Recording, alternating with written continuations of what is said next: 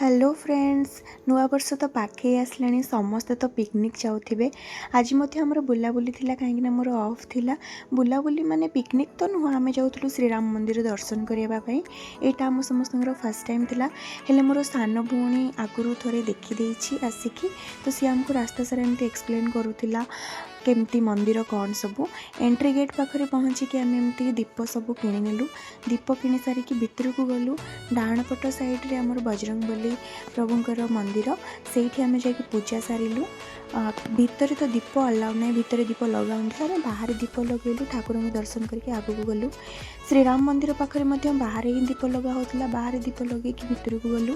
भितर को तो फोन अलाउड नाला किंतु मो फोनटा टी नहीं जाइली तापर आम ठाकुर को सही दर्शन करके मुंडिया मारिकी आम बाहर को पलि आसलु से चंदन तिलक मुझे लगेली से समस्त को लग जाऊला तो मंदिर बेड़ारे एमती चारिपटे बुलाबुली करके बसिलु बसिकी घर लोकों सहित एमती फोटोज वीडियो सब आम क्लिक्स कलु आसिकी बाहर को एमती बुलाबुली करके तौक पलि आसलु तौक एमती मंदिरटा बहुत सुंदर देखा खियापिया कलु घर को पलि आसलु।